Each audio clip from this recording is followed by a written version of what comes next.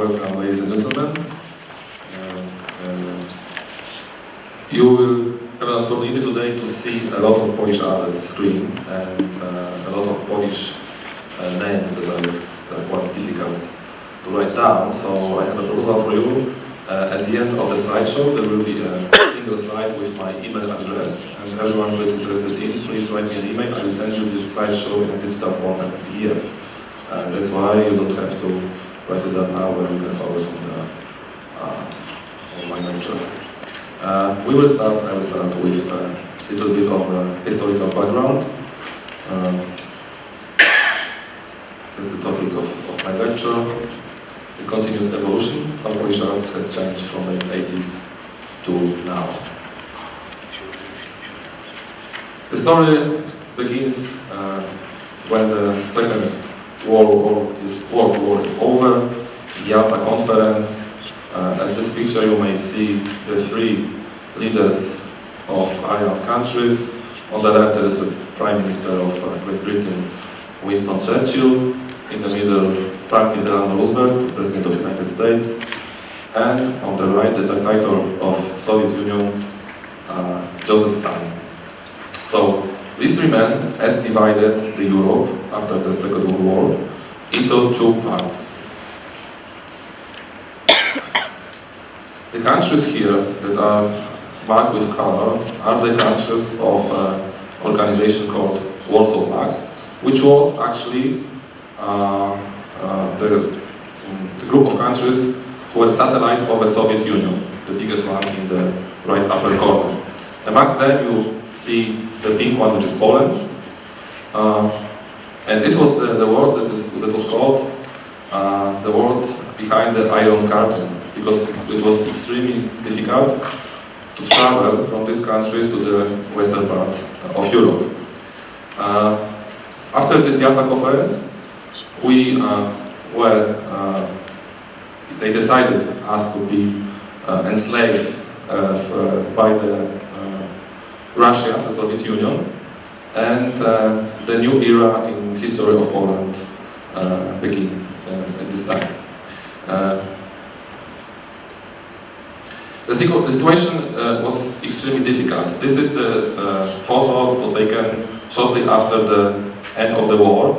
And I can assure you that the rest of the country was more or less in the same condition. For many people in Poland, the new communist authorities, they perceived the new communist authorities as a chance for the new opening, a chance to build a new world. Unfortunately, that dream has never come true. It was the time of terror, harassment, and persecution for the democratic opposition. It was a time called Stalinism, from the name of the Joseph Stalin. You may see him at this large portrait inside of the picture. It was also called the cult of the personality of the dictator. As it is obvious in such a situation, the politics influences the art. And we had the new direction on the scene, the socialist realism. It was the old-fashioned manner that was supposed to illustrate the simplest topics of day-to-day life of factory workers or a peasant. It was actually the tool of propaganda. So the problem with the social realism was that it was the only one that the artists were supposed to create. Other directions were strictly forbidden. You will see some paintings as examples of socialist realism.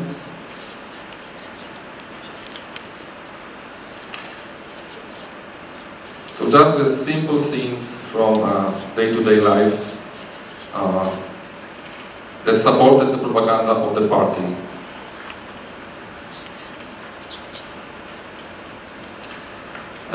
Other art directions, like for example abstract art, was completely forbidden because it doesn't support this propaganda manner. On the left hand side there's a passport of Poland from this time, and as I said before, it was extremely difficult to travel abroad. Obviously, it was also difficult to travel for artists. So only a few during this time, because I'm talking about the period between 1945 and 1989, so only a few artists managed actually to have an international career this time. I will show the examples of these people. The rest that was inside the Warsaw Pact countries, inside Poland, had to actually create the art only for their homeland. So we start this, I start to show you, I start first with Jerzy Nowosielski, he's a famous Polish painter. And so I will start with painters who actually stay in Poland and are not so famous in the Europe, but important for us. So Jerzy Nowosielski, a painter, I like him very much because he created the kind of style that when he used it, was able to to depict almost everything, like nude, like still life or a landscape, naked woman, and you always can recognize that this is his painting. It was, from the visual side, based on the Orthodox icons. He was a very religious person, and also he was obsessed by sex, which is very common that it comes together. Some paintings of Jerzy Nowosielski.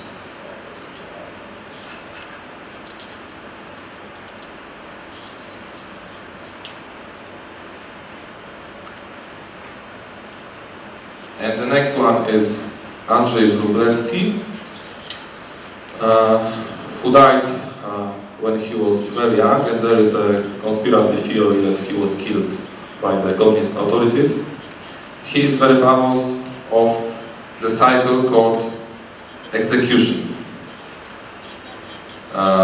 made on base of his experience from the Second World War. There will be another of exhibition series. And now we focus on the group who managed to leave the country, mainly to France and United States, and did an international career. First one, the Krzysztof Wodliczko, an artist who creates social engaged art. Here you can see the special vehicle he designed for the homeless people to have a home that they can carry on to live in.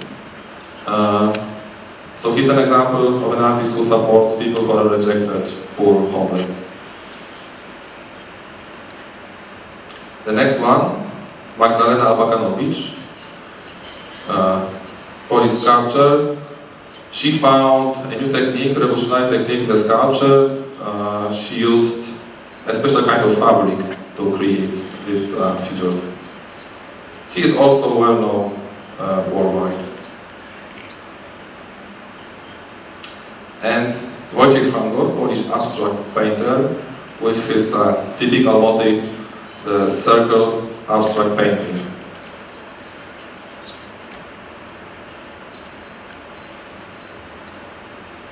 Roman Opałka, with a very sophisticated approach, what he did during 30 years, last 30 years of his life, he started to count on canvases from 1 to the infinity, and he died when he reached like 6,500,000 something.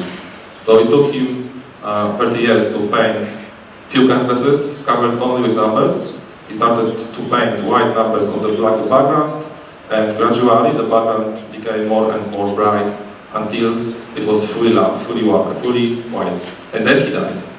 It was like traveling to heaven. This is the interior of Polish Catholic Church during, I think, one of the exhibitions in the late 70s. And I want to show you this because it's a very specific situation. In Poland, Catholic Church supported democratic opposition. And because democratic opposition was supported by artists, underground artists, the church offered the interiors to organize exhibition. Very rare situation in the art history that the modern art is presented inside such an institution. Some of these exhibitions were completely secret.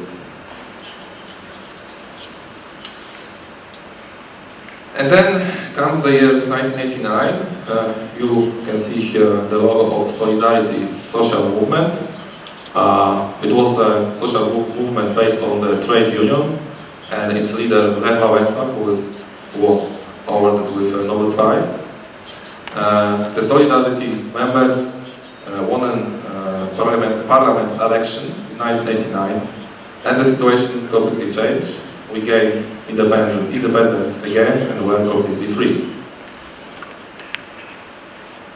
Now I'm going to tell you about some strategies that artists actually use to continue their career in the times when they are completely free.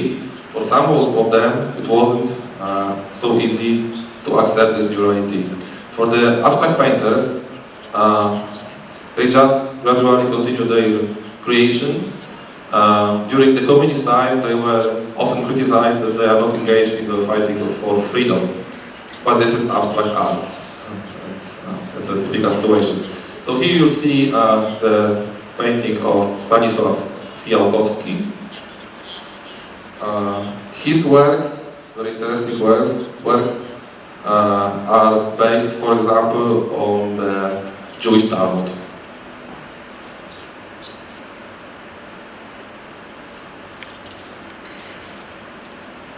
For such artists, it seems that actually nothing specially changed in the reality outside. But I think this is a common feature of the abstract art. Stanisław Fiałkowski. The next one I'm going to present is Leon Tarasiewicz, another nearly abstract painter, but in fact you can see here in this structure the remnants of a landscape. Here's an example of another artist who just gradually developed his art without any special social-oriented accents.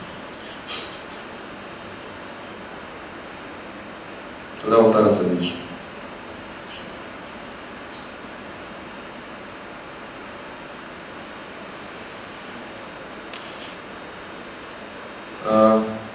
Some of these people became really famous artists, and one of the best examples right now is Mirosław Balka with his extraordinary international career that ended up in an individual show in Tate Modern in London, which is actually one of the best galleries all over the world.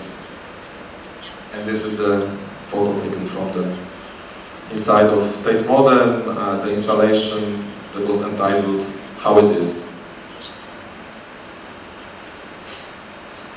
Okay, and what really happened in 1989 was that we were invaded by white capitalism. I think here in Thailand you also know what it really means. After 44 years of being enslaved, the people in Poland finally had a chance to buy things, to use the brands they only see in TV. So it was a typical situation, but there are some threats, there are some dangerous features of this situation. And as it usually is, only artists can predict that something is wrong with this. That the capitalism has also its black side, dark side. So the new direction appears on the art scene in Poland in the middle of the 90s, the critical art. The artists, they never be an organized group, just a few individuals cooperating together. The main feature of critical art is that it is social-oriented, and talks about the things that are unknown, that are hidden, that are not comfortable, that the other members of the society tries not to understand with the problems of people who are poor, rejected. The first one, Zbigniew Libera. Here you see one of his works with an artificial fake gym set for children. I think he predicted very well the situation that we have here in the era of Facebook, that the way you look like is the most important for almost everyone. So his proposal is to start exercise in the very young age. Ironically, of course. The next one, the universal penis expander. I think the machine, the fake gym machine, created to fulfill wishes of almost every man to have a longer and thicker penis. The next artwork actually caused a large scandal in Poland, but to explain you what was all about, I have to tell a story about the history. What you see here, made out of a very famous in Europe Lego bricks, it's a kind of a toy, is a concentration camp. Concentration camps were the places when Nazis, during the Second World War, simply kills not only single men and women, but just whole nations. Due to this crazy Nazi ideology, the Germans were the race of the masters, and there were also some other nations or groups like homosexual or gypsies, and they decided to extract them completely. So this is a toy that illustrates the concentration camp. Let's see the other pictures. So there was a big scandal at the very beginning. The logo company seemed to support the whole process and sponsor this artwork. Later they officially said that they are not involved. They threatened to the artist with a trial. Finally it ended up with some kind of a settlement or agreement. This is one of the most important and most influential artwork in Polish, in the history of Polish modern art.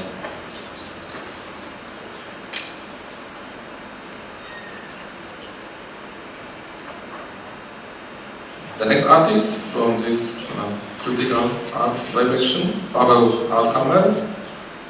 Here you see here his performance that was done in the city of, very strange name, Bydgoszcz, in 1995, when he has a special astronaut outfit, and he pretends to be an astronaut from the other civilization, who visits Earth and record everything on the camera. Next work, made by Katarzyna Kozyra. This is a rework of very famous painting of Edouard Manet, Olympia.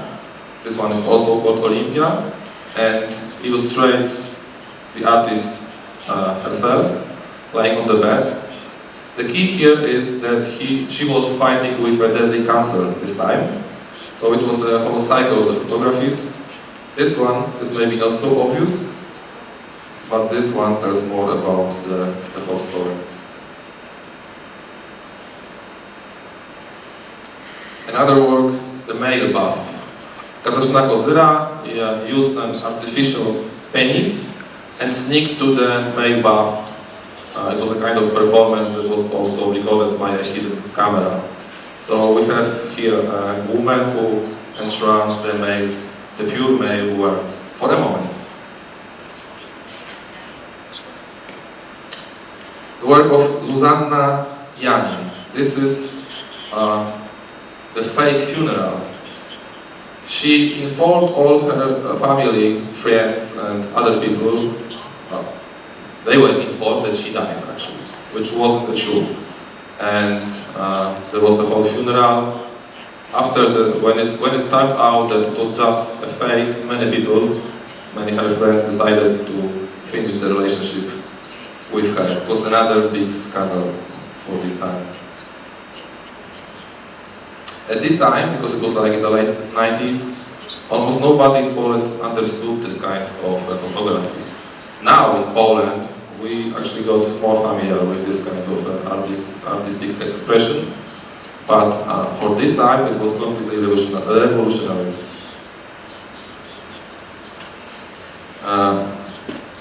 We have an issue in Poland still with LGBT group of the citizens, which means lesbian, gay, bisexual and gender, because for the still for the part of the Polish society they are just not accepted. And the rainbow in Poland and in Europe, I think maybe even over the world, is a symbol of this LGBT movement.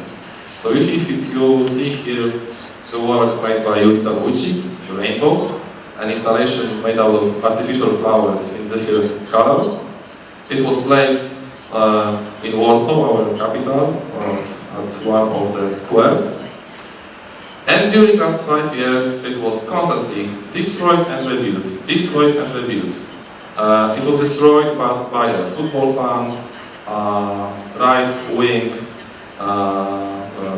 parties and his followers' demonstrations, and rebuilt by the people who think that all people should be equal. In Poland, the situation now is very strange. If you are, for example, a gay, you can make the coming out and admit it if you live in the center of a big city. But if you live in the town or in the village, you should be you take care of yourself because it might be dangerous for you. This is an example of an artist who made the first official coming out and said that to the audience that he's a gay. He also made this magazine about gay life, about gay art. It was called Fakzine. Karol Radziszewski.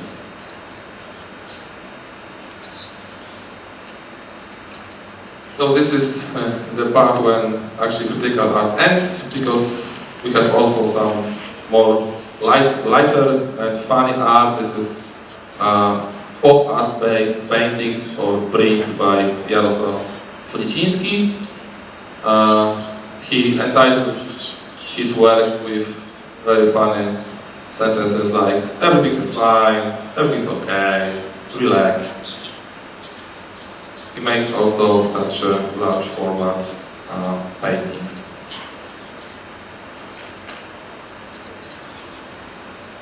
Another artist, another rainbow that actually has nothing in common with the previous story. It's Cezary Bodzianowski, who does performances and makes photography.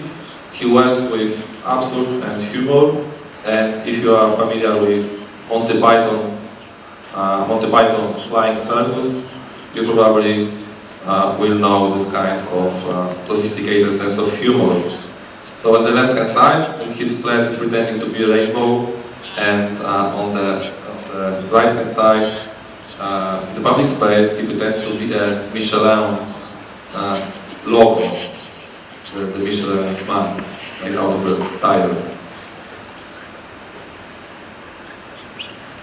Some of his actions or photos are very mysterious, but you will definitely think that something is wrong here.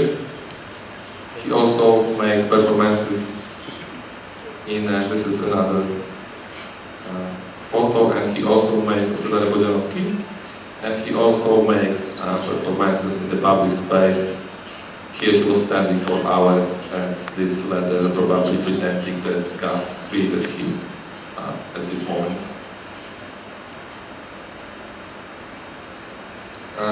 With the end of 90s came the extraordinary success of the Polish young painters. The most important one, Wilhelm Sasnal.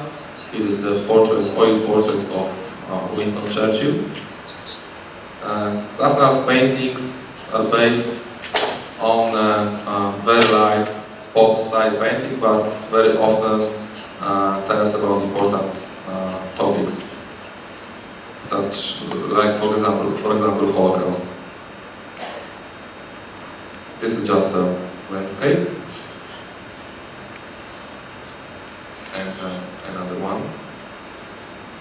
One of the most important Polish painters, and his colleague and a member of the artistic group, they found together, Rafał Bujnowski, who paints mainly in black and white, an oil painter with a very interesting and more conceptual approach.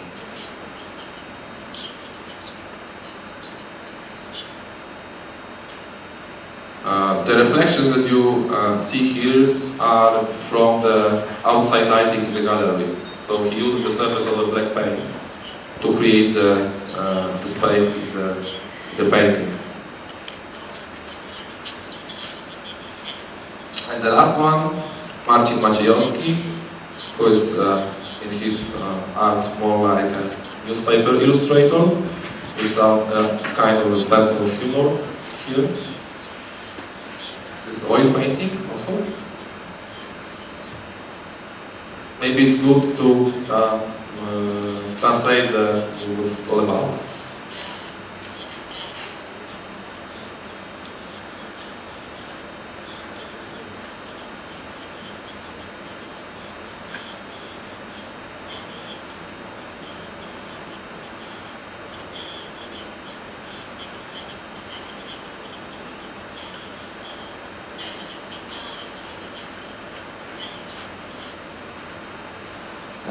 And now the part about the art market, because what is going with the art market is very interesting for me. I observed it for the last 10 years, and the situation is gradually changed. So at the very beginning I would like to show you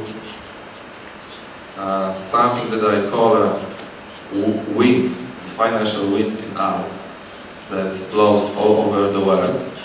And it is connected with the art fair all over the world. So we start in New York with the Armory Show, then we go to Miami for Art Basel Miami Art Fair, then we go to London where is the Frieze Art Fair, to France because this is European capital of culture and there is always something interesting to buy. Then we fly to Istanbul, the new modern and very fashionable center for art trading, and later to Dubai, because 70% of money in the art market comes from the oil and natural resources. And then we fly to Far East, Shanghai, Hong Kong, actually here Hong Kong and Shanghai, Tokyo, and this is how it was all around the world.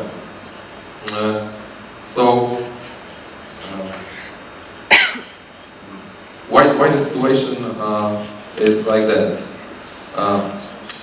Because it turned out there is for a financial specialist almost no easier way to create a profit than to create and sell the art.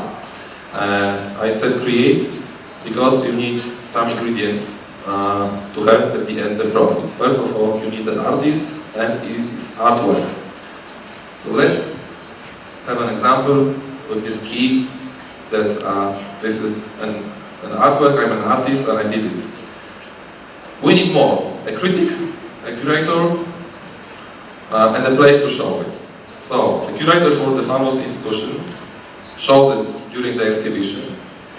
The critics describe it as something very important, and if it happens twice, 3 times, 4 times in a very important museums and galleries all over the world, suddenly at the end of the story, this key is worth $1 million. But this is just still a key. So this is the idea how to produce money actually out of nothing.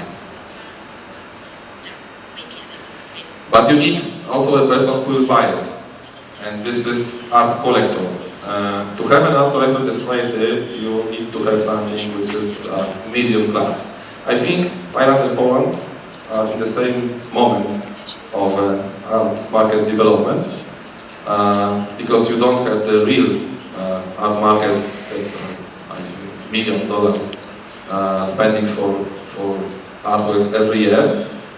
We are in the same situation, and what we try to do now is we try to educate our art collectors, because if you don't educate them, they will buy probably something like on the right hand side, which means they will buy what they like. It might be a sunset with some white animals, or they invest their money in old-fashioned works that are confirmed, that are worth of something.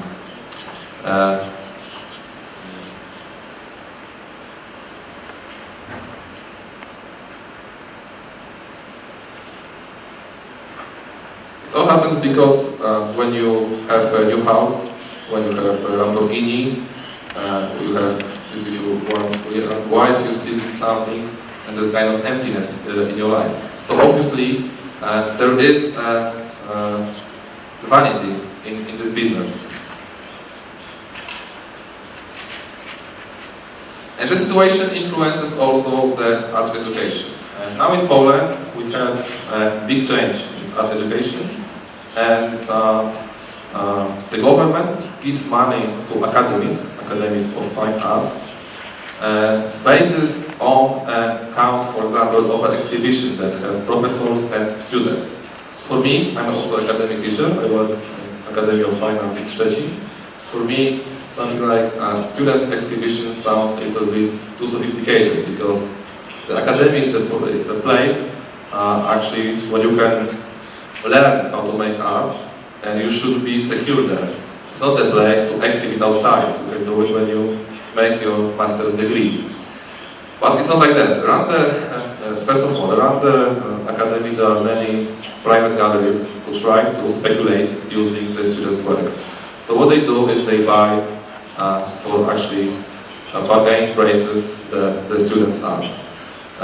Also the professors has this pressure because the government gives money, looking at the level of these exhibitions and the level of the performances made by students. So this is kind of a vicious circle.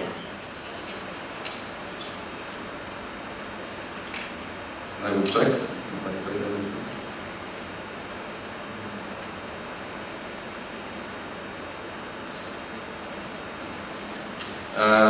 There are two more ingredients of this situation. For the young people now, the success is, I think, the goal itself. So this is the most important thing, not to what to show, but where to show. How to get famous, how to present your works on Facebook and get the interest of the audience. Second thing is that we live in times where actually everything happens very fast. So the old model of the career that was more or less like that. An artist, for example, invented a special kind of a style, a new style in painting. He was searching for it for 10 years. Then finally he had it. And for next 30 years, he was just producing another artwork in that style.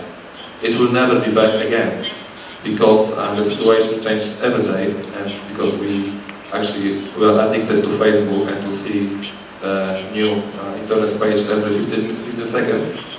This model of the career definitely disappeared.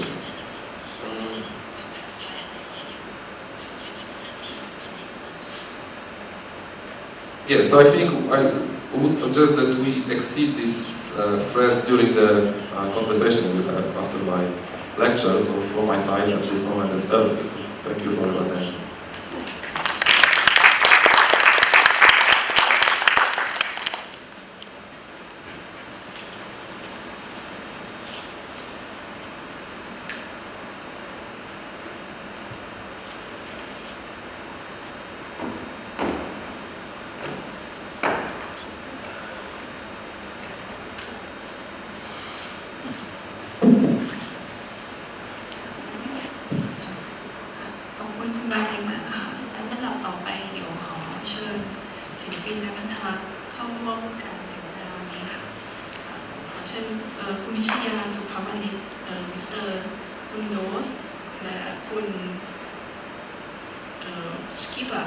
Please welcome Ms. Pichia, Mr. Yos, and Mr. Skiba. And you see my email. So please, if you want these slides, please write me an email.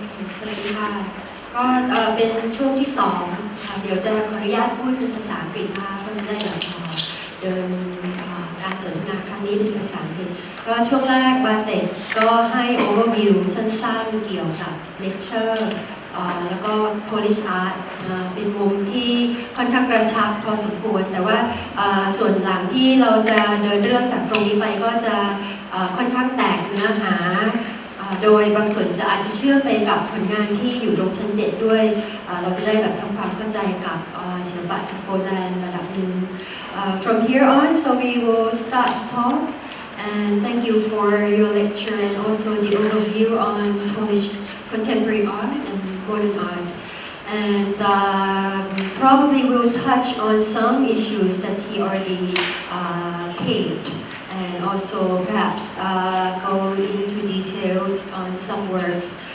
that's already up there on the second floor, perhaps from Grosch and also from Piotr as well. So first, I'd like to go to this word, post-communism. Perhaps you can help me when we talk to after 1989. Yeah, that's the very important point, pivotal point in history. Before it was a closed country, more or less, but suddenly, now after 1899, you have a completely open society.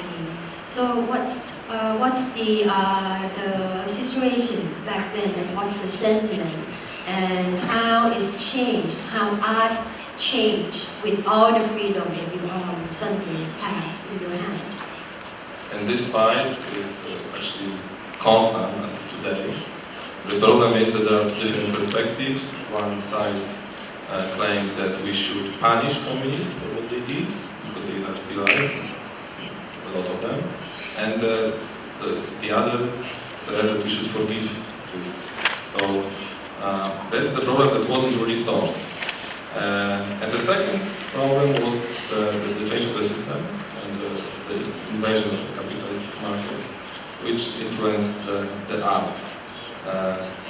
Another problem, to make such a sketch, was that we were always almost 20 years behind this, following so there was nothing like modern art actually in Poland, because modern art was in Western countries, in our country we were like 20 years, maybe 15 in the past.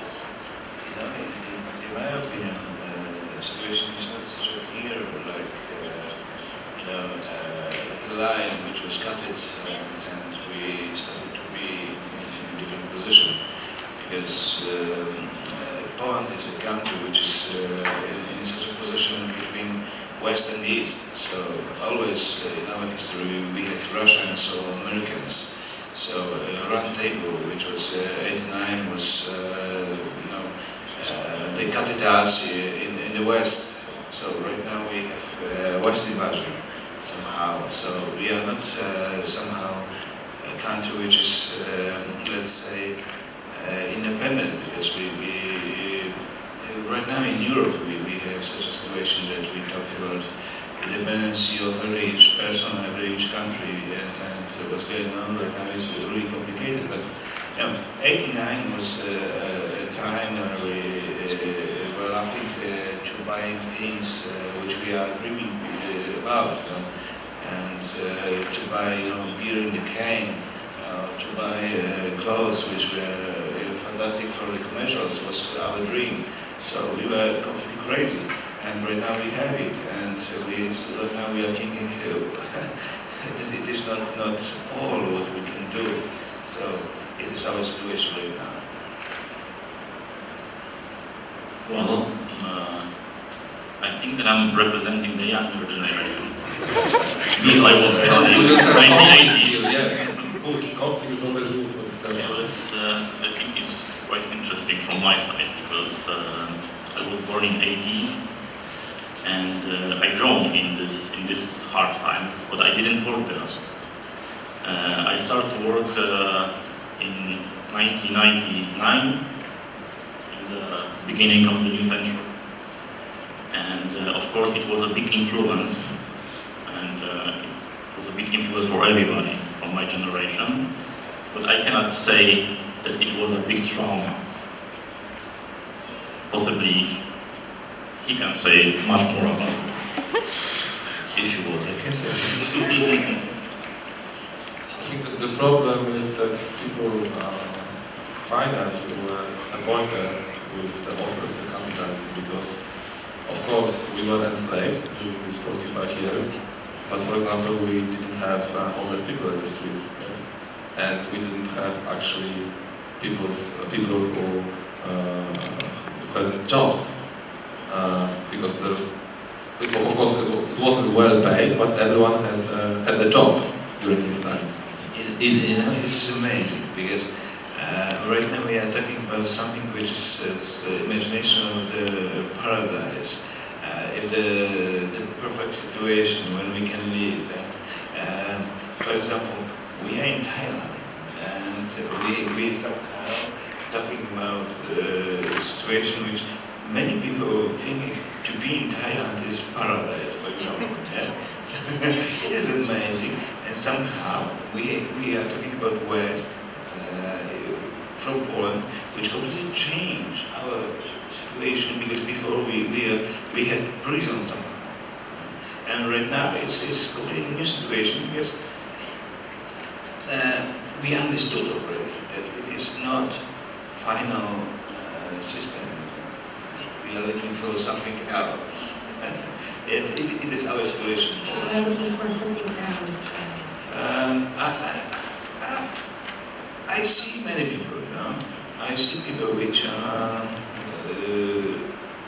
are happy, but you know, how much you can be happy when you bought shoes, trousers, everything, and you have a car and you can watch TV, commercials, and the question is what we should do in our life to be more happy. So the question is right now, I should ask you, for example, how is the situation in Thailand? What is the difference between, for example, Poland and Thailand? Because it is far. 9,000 kilometers actually. Maybe I will explain a little bit to the audience that yesterday there was a little bit of a situation when there's the opening at 6:30, and that's about the time for the gathering for demonstration outside, and BACC were asked by the police to close the doors on the first floor and the third floor. So that's how they experienced Bangkok in a brief moment. So if I have to answer that question, probably it should be for me alone to answer, I think. But just to sum up, in my view, it's probably one leg trying to go forward and one leg is holding backward. So that is the situation that we are in. So, you know, imagine in physical action, which is also a psychology as well. You cannot really going forward, but obviously you can't go backward either. The most important situation was when the society is cut by two pieces, and we have people in the same situation when citizens believe with two gods, and it's really hard to say one true. So it is. Yes, I agree completely with you. That it depends. Actually, both parts of the society. I mean, poor and rich. This is obviously maybe too strong to say it like that, but these both parts of the society needs art. Yes, but it's completely different one that you buy actually when you have your own BMW. Yes. And there is of course a great sentiment for these times, because actually during the communist times people felt more safety. The risk of losing a job almost didn't exist this time. So I hear these examples that, oh, it was better then. Obviously it's not, because we have this feature of our mind that we remember only good sides, more or less. It's easier to remember the advantages than disadvantages. And anyway, the post-communist as a word in Poland has a negative meaning, because it is connected with these guys who ruled the country this time and were not punished almost at all. In relation to those comments, I like to go to the next question, or sort of freedom. Freedom has two aspects, of course. One is freedom from what, and freedom for. Meaning, after you got all this freedom from whatever it is, then what do you use it for? I'm referring also back to 1989. I mean, before 1989 and after 1989. Before you have, how would I say, common enemy.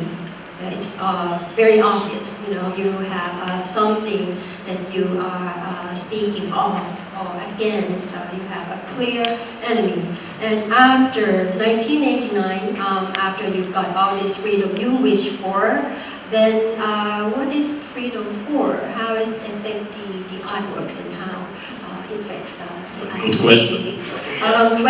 It's a different generation, so maybe you both can also answer. Well, I'm thinking that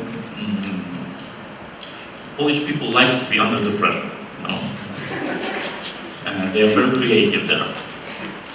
So I have no definition about freedom right now. I cannot say a word.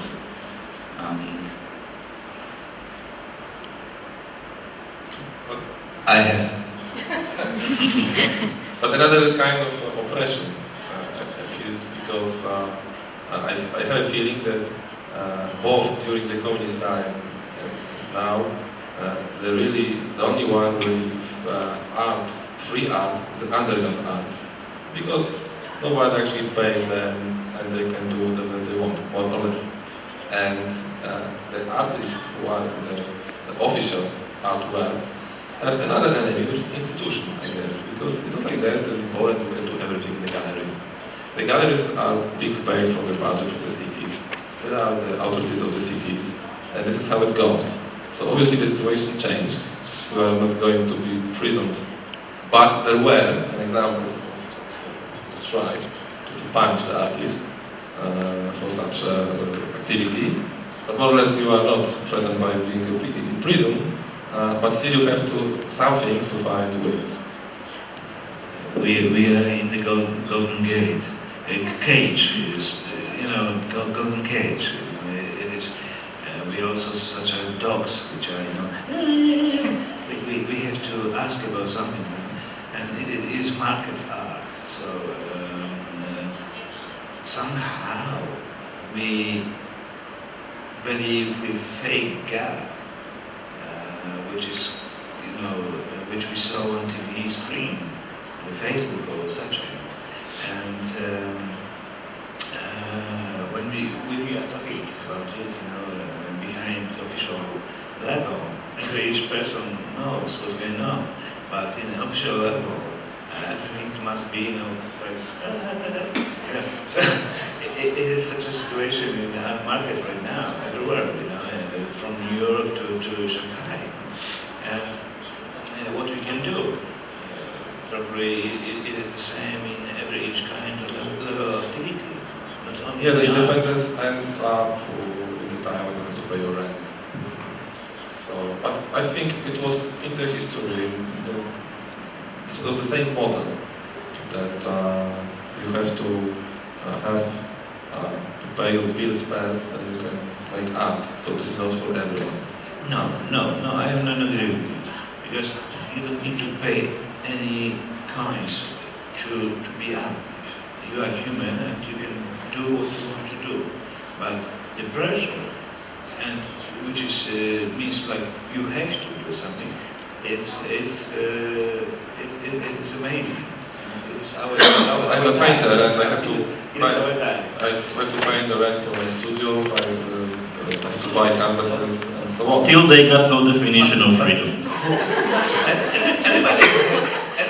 But I have to pay if I want to eat, soup on the street. I have to pay for it. Yeah, but I mean, in terms of history, like Bartek was showing, there are two parallel lines between what's so-called abstract art or formal art, and also there's social-based art. And social-based art, of course, it's driven by what's going on in the contemporary era. right? I mean, meaning that, for example, next year or next 2 years, the social situation change. And as an artist, the standpoint of you, has it changed also? Or it stays the same? Or how do you deal with these changes? That's another question for the younger generation, I think, because they have to start right now. But we see and observe them on the academy, and I think they are in a really bad position right now, because there is such a fast information running through the world right now, and there are too many artists. That the question is if we need another group. Yeah, we start with no Facebook, no internet, no media.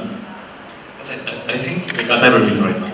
But I think the question is about social aspects in art, and I am a person who gets big, how to say, I understood it by audience what is social art, what it should be. And my answer is, art is not social. Art is completely private, and is directly connected with others, which are private, not group. I ever don't want to talk to the group like a politic who are standing and talking. To the ground. You have to do something because I like you. Believe me, I help you. It's bullshit. Artists talk to the other person, to one brain, not many brains. And social art, for me, it's my private answer. No, it's bullshit. Maybe I'll go back next to this work, maybe this topic, global and local, and perhaps I'm asking this sentence, simultaneous living. From what we've taught, there is certain changes via digital technology and all this networking and global situation, especially this Man That Negro Stole My Show, which is your work.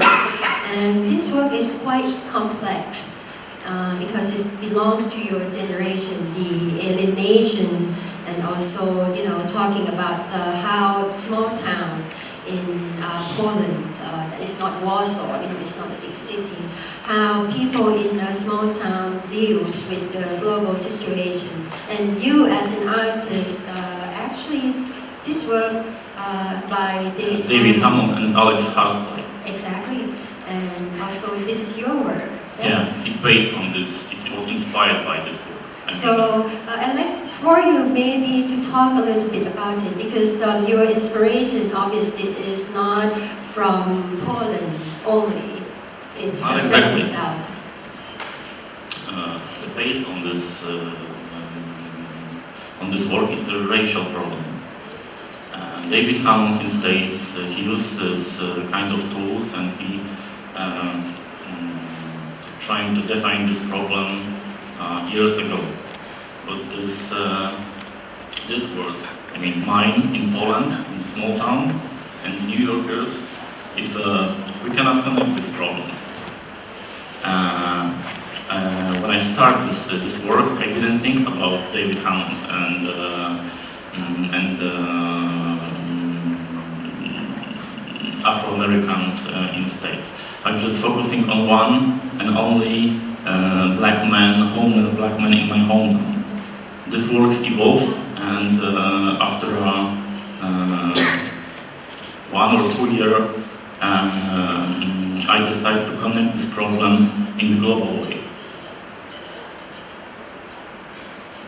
So you're asking me about this global problem? I'm asking whether you see the relevance between local complexity and the global problems.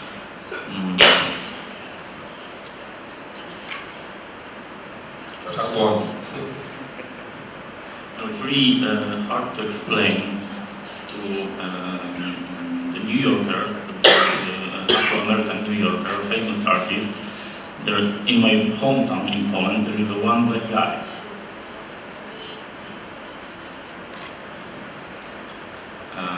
This is a latex mask. Underneath the mask it's me.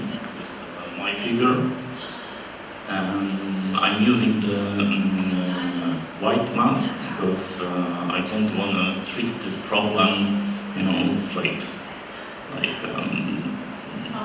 it's a symbol as an albino Negro because they treating them in Tanzania, for example, as amulets. You can cut the arm, leg, or head as a symbol of amulet. That's why this head upstairs looks like cut off head. And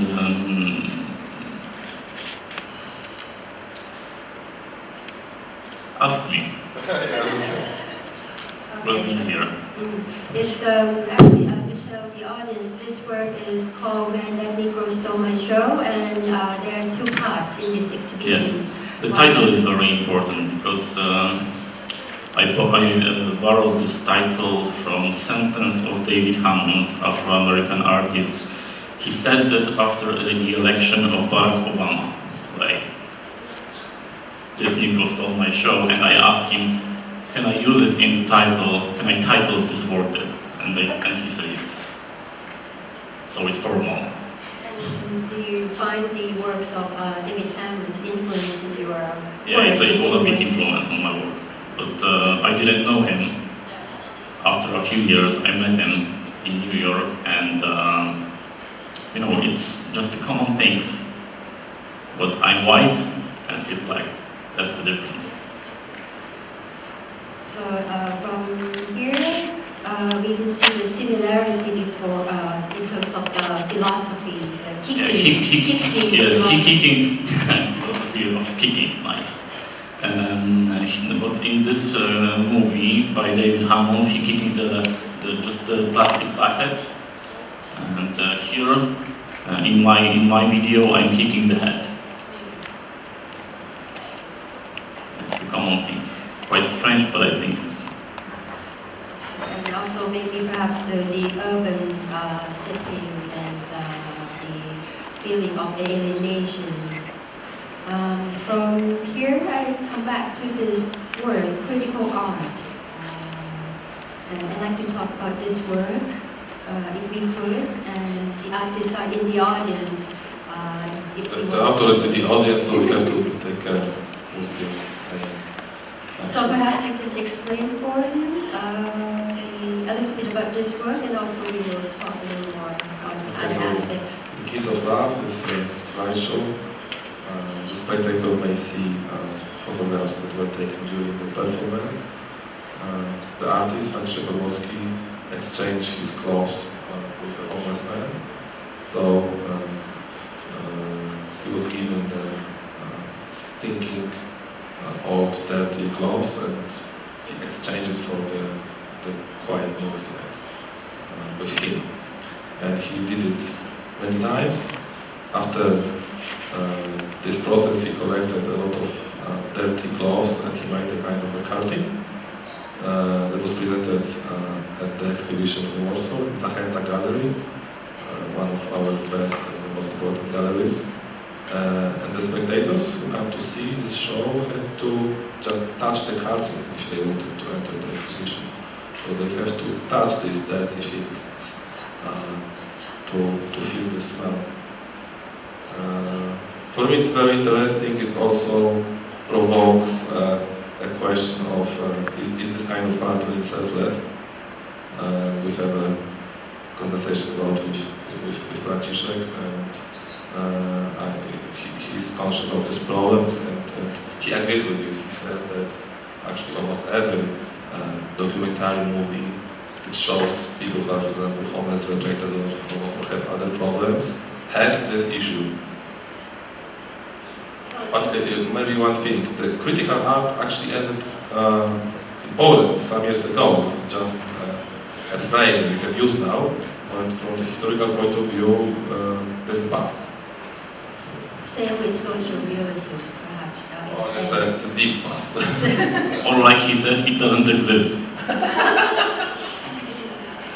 Just to ask a little bit more, because we had the conversation about this word, yeah, and perhaps Francis, if I can ask for your permission to talk more in critical language on this. Yeah, I mean, there's a curator's perspective and there's also artist's perspective towards this work. And from the curator's point of view, what are the views toward this work for you? What do you mean by out of views? For example, we had this conversation that social art, like social-based art, like you approach the homeless, yeah, and exchange the clothes. On the surface level, on the obvious level, it's a good deed, right? But then this kind of gesture, this kind of approach, you use it. I mean, you kind of employ it to be in the gallery, in the white cube, which is another situation entirely, which is another context entirely. So then, what's the view from the critic, and what's the view from the curator towards the work? I'm not talking about artist perspective, yeah, because they have all the right to create art. But from other people, from the third perspective, to look at the art, how do you see? Well, maybe I will say something controversial, but definitely I'm not a fan of a social-oriented art. So there goes the question: so why you show it? So I try to work this way that I show many interesting artworks. I don't have to like them because if I like, because in this situation I had to be always right, and I think that I also make a mistake sometimes, and I want to show to the spectator the possibly wide range of what happens. And despite the situation that I maybe not believe that this is a real social help, and maybe I don't believe that it will really work for homeless people, I want to show the different perspective. And at the end of the story, I think it's a good one. I'm not for, but I somehow I can respect it. So from the curator's point of view, there is always a problem, and I also say it very often to my students that if you want to be helpful for the rest of the society, don't be maybe an artist, because artist is an egoist. Don't be egoist. Who mainly at the end of his or her nose. Perhaps can you extend more? I don't agree with you. In the last part, we are not egoists. We understood that such a general idea that helping others is fake. You know? Art is art. You know, some organization can help others, but we have no tools to help. You mean the artist cannot change social reality? Is that the true statement? You know, I can change this discussion shortly, but I don't need to do it. For example, I can say something which can change everything. We can do everything, you know, but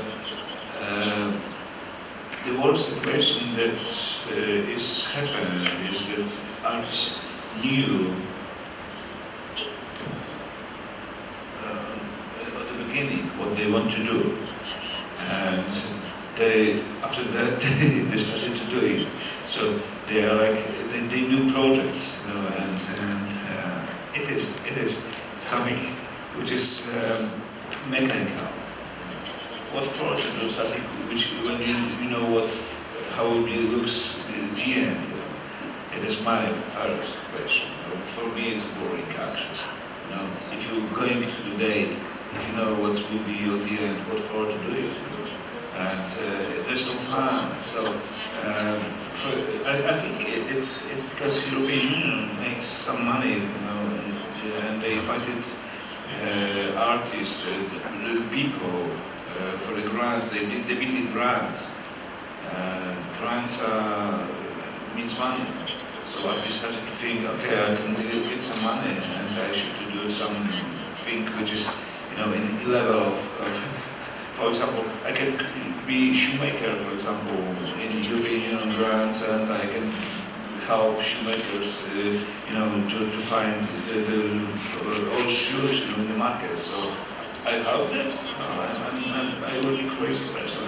So first, who can call, for example, people who need help? Who can call them? Do you need help? I can help you, but you will feel a little bit pure or sad when I will help you because I will have money to help you. It is completely wrong. It's completely wrong. You are talking about romantic egoism. No, I'm talking egoism is really bad energy. We are like an artist. We are not egoists. We know what is good for us, and we care about it. So it's like sometimes I'm an egoist. I got nothing to say. No, we are not egoists. So what is the function of the social based art that you are can I think it's like a searchlight in the darkness. Maybe that's the positive way that this kind of artist can draw our attention to a certain kind of a topic, of a problem. And with the searchlight in the darkness, we point some problems and say, look at that, there's important things to do to rework, to change. But still, the problem with the visual art is that this is it has no such a powerful influence on the media like the other kinds of art. So I think that the good movie in the cinemas is much more influential than hundreds such exhibitions that we did. I think it's okay.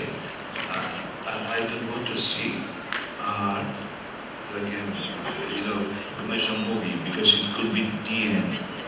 For example, and I have to tell you something.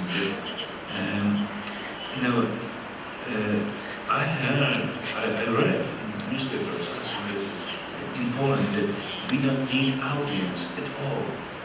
But it was written by an artist? No, it was some critic who wrote it. It was in official newspapers. Yes, we don't need audience at all because right now art is just between specialists. And an artist is some worker who is making like shoemaker. For the critics only. Only critics, But it's a nightmare, don't you think? No, it's a nightmare. But we deserve it somehow. So you understand it. So question is, what for we do it? And my opinion is that we are in such a crisis of answers. Because critics know more what for we do it, and they find it us and they putting us in such a shelves. But we have to live there. The situation has a certain reason because, as I showed during my lecture, the slide with the landscape with the white animals. So in the past there was a time that the spectator who has almost no experience, just a base level of knowing what's good, what's bad, was still able to judge maybe the technical skills of an artist, maybe how good it was in terms of the realism way of painting. But now we have a situation that I showed this key that's lying over there, that only the critics is the one who says what is good, what is bad. And actually, I think the audience feel that they are not involved in it completely because someone tells him what is good, what is bad, and it is extremely difficult to judge for them. And we lose them somehow because of this situation. You don't need to have a stage. You need just have open office, closed office, open just for known people and ring to your gallery, and you have to meet great people. If you are audience, if you are a person who want to see art, you are like a person who is a stupid customer. So perhaps that kind of leads to this question, utopia and myth. No, it is not utopia, it's business. Yeah, that's utopia. It's real business. Well, I want to talk a little bit more about this word, universal, because somewhat it connects to the word utopia. But at the same time, it's so multi-layered, this word. So can you please perhaps kind of tell where it's come from, and a little bit more about the word?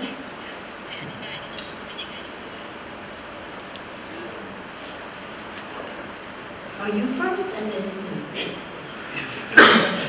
Okay, so this is the creator of the whole project. I'm not creator, somebody else. Which is typical situation. Okay, so in Warsaw, the authorities of the city decided to build such a free block of flats for people who didn't pay their debts or rents or small criminals, and to put them. It was its idea was to punish them a little and to try to perceive them, try to maybe make them to develop themselves. I will put it this way. No. Why? I see that nobody understands this. Yeah, the problem here is that the people, probably for all times, people who live in the buildings made out of concrete could not be poor. But in Poland you have really frozen winters, so you can't just sleep outside or you can't use the tent. It is such a discussion. Who is poor, who is rich? Yeah, okay, but that's the other story. Are you poor? No, I'm definitely not poor. So you are rich. Maybe I will be. Okay, I will see. I have a special version for you. For sure not because of the curator's salary. So they put all these people in this free block of flats, and we have like thousands of these blocks in Poland, but this free was built without any heating system, without sewage system. So the situation was really worse, was really bad at the beginning, and became much more worse in the short period of time. Whole experiment failed completely, and at this moment, at the scene appears the artist who tries to actually, I think, make a sign that something is wrong. Everything's okay. Everything's okay. But some people make money. Made money from these buildings.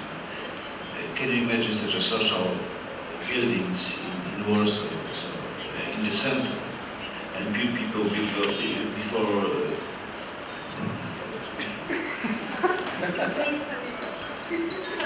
Would you like to pick up? Kasia,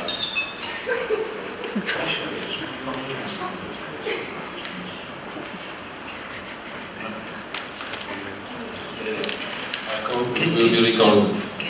Can you imagine such a situation like normal citizens in the city, and they decided to they told them, you are poor and you are not citizens. We build these buildings for you, and you have to build new city. So they build 3 blocks. In such a modern idea. I met one architect who did it. It was a group of architects, 10 of them. And he told me about it, and it was for me amazing. They built houses, modern houses in 1993, without heating, without hot water, and it was on the end of the world, generally, but it was in the city. But connection was in Poland. Yeah, it was the end of the world. Yeah, so it was 45 minutes, by walk. There's only one bus who connects this area with the center of the Warsaw, actually. Right now there's a bus. Another punishment. Yeah, before it was no buses, no schools, no shops, nothing. They should to go 45 minutes to the nearest bus stop. And it was 260 flats. And the general idea was to put 30% of police families to keep control of them. And the rest of them was from the center of the city. And the government sold the flats from communal flats, and they built it. So big corruption generally. And I didn't know about it. And when we met them, it is not society. It is not so. We were afraid. They wanted to kill us. It is such a society which is, you can feel about something like, I don't know where, but it is the hell. In Brazil, probably. Maybe Brazil, but it is the hell. Alice, which is sitting somewhere here, was really afraid after 5 days that she was completely, in depression, because we couldn't even, Take the camera. No, we were afraid about our life, and in the same way, these people are very clever because they adopted empty flats and rented it in the market, and they built houses by this situation. So I decided to show just modernism, which is the idea to follow such an idea, any ideas. If you have ideas, we are clever. Modernism looks like, everything will be better. We should go up. We should to growing up, and everything will be better. And everywhere we see such a situation as in Bangkok, I see also many huge buildings which are empty, because modernism is fantastic.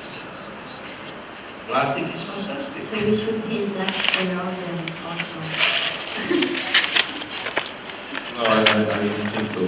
But this is the end of the utopia of modernism. Yes, it's deformation. It means that Mies van der Rohe said form is everything.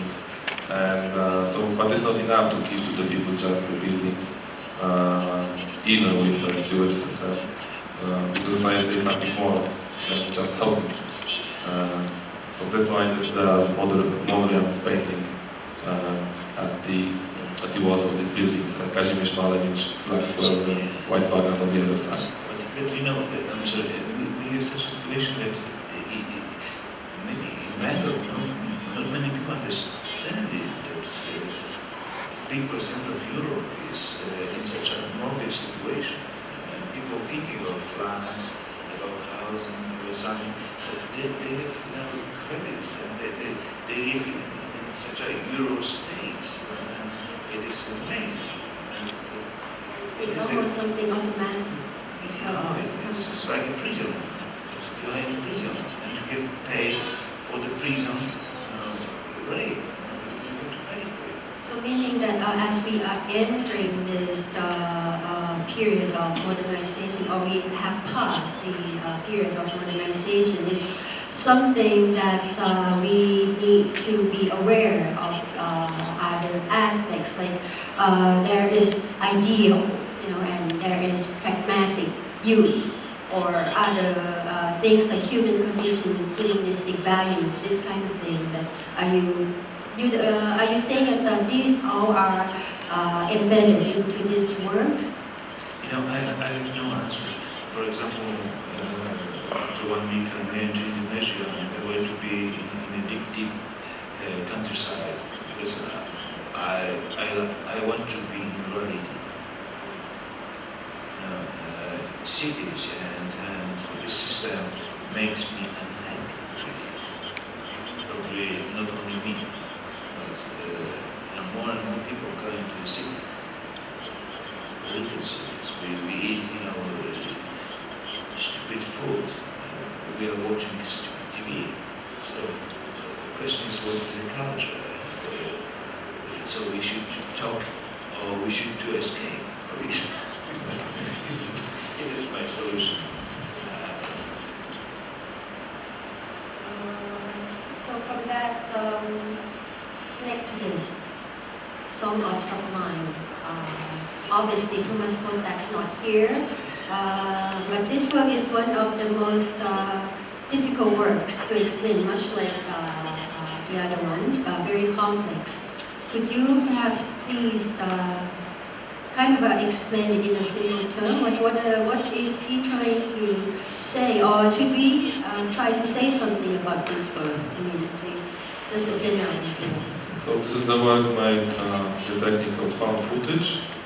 It presents small fragments of short fragments of Hollywood movies, and the artists search for the traces of something that is unknown and mysterious.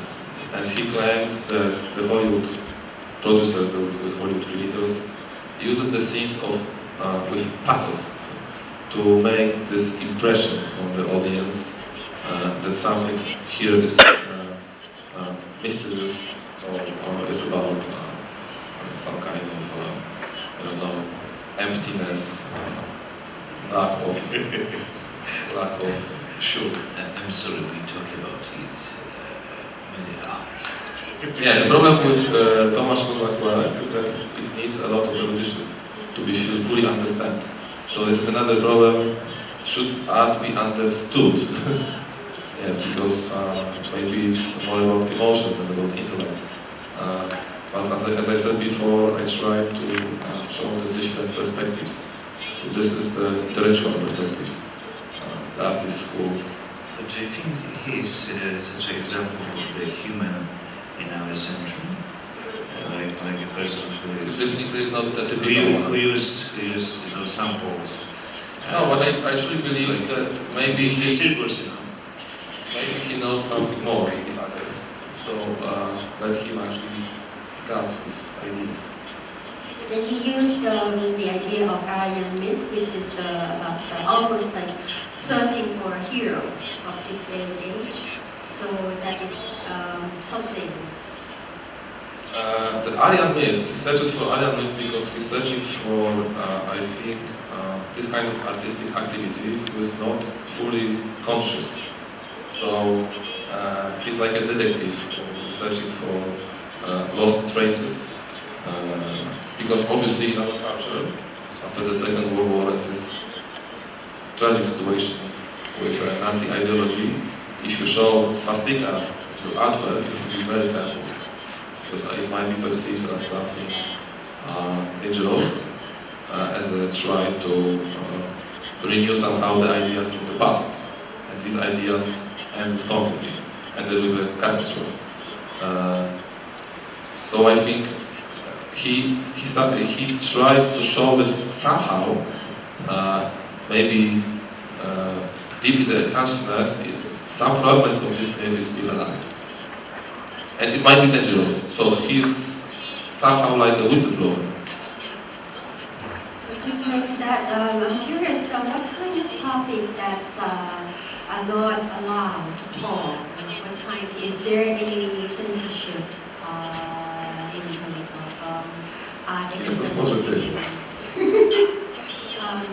Could you please maybe, because obviously for us there are certain things we cannot touch or talk openly, and the artists find ways, indirect way to speak of certain issues indirectly, and it kind of creates certain kind of art.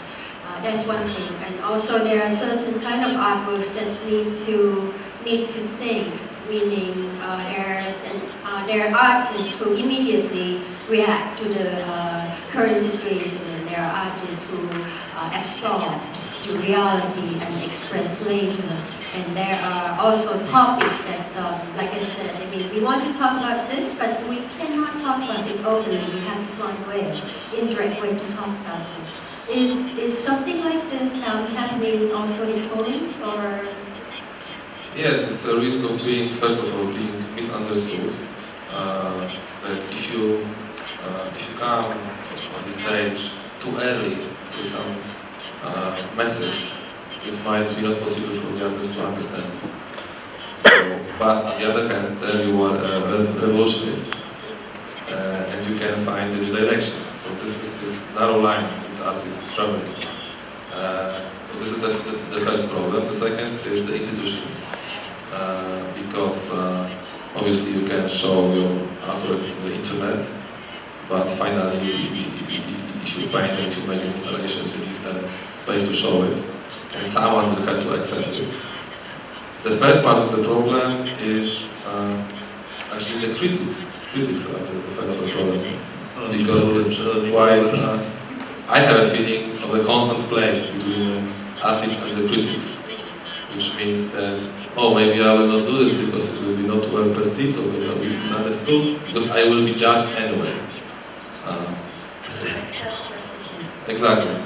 I have to tell you that it is also such a beautiful garden where artists can live, and they play, they without critics. They have fun. No critics. They have no cards for this swimming pool. Really, art is beautiful, and we do. I do something which I like. I think that creating art codes is more interesting than speaking clearly. That's another thing as well. So this is like coming back to the indirect approach of speaking. Last, what's on the horizon? I refer to this word, giant. Obviously you have this more like a bikini. Polish, the color red and white represent Polish flag, and also young generation climbing the flag, trying to get over the national identity. Can you please kind of share with us your vision of what's ahead? What's ahead for Poland? What's ahead for Polish art? I'm afraid that we end up with a USB port somewhere here, next to our ear, and we just plug everything inside. So that's how the actually technical development is kind of an evolution still. In Poland, well, we still have lessons to do, so there is still a distance. I have a feeling that there is still a distance between us and how we call it, like Western countries. But maybe it makes us more unique. I don't know. We can predict next 5 years maybe, but we don't know what will happen during the next 10 or 15 years, because the situation may change dramatically. I think definitely, if I had to predict the situation, for example, of painting, I would say that it will become a private fetish. So, in the words of images, it will be something like handcrafted jewelry on the wall. But the real message will go through the digital media. So this probably will happen. From the digital media perspective, the question is how to get the spectator involved. Because he has so many things to do, so many things to watch, that now the biggest challenge in Poland sometimes is to have an audience during the opening of the exhibition. Because in the big city there are thousands of things to do, not necessarily coming to see some modern art. Rose or Piotr, on this, what's on the horizon in terms of what's next for Polish art? Do you have any goal or ambition? It's not so obvious like talking about 80s in Poland or 90s. Now it's the carte blanche. I have no idea what's happened next. Are you sure? I'm sure that we will have such a level of new art, which will be national art, after our election. So it will be changed. So right now our party decided, our president explained what will be an art. So we will have to change on the political scene. This year probably, at the end of this year we'll have a big change in front of us. And I think the right-wing parties will be in the government, which means the conservative and narrow-minded perspective is upon us. Problems are worldwide. Yeah. And next thing is that probably I think there is nothing like Polish art. Everything is so similar to each other. Yeah, it's universal, and artists worldwide use the same media, talk about the same topics. So it's difficult to say actually, yeah, this is from Poland, because it may mean some kind of exotics, which is not advantage. So it could be on the opposite side, the exotic becomes very hard to find. Yeah, like with the painting, with very sophisticated jewelry. So maybe now we turn if there is anyone in the audience have any questions at this point? Demand just one question. Yes, no? I have a question. Do you believe we have a conversation? I think that's a question from from the situation yesterday that police called the BACC, if it could be happened in your country, what do you do? What do you mean if we just move the same exhibition to Poland?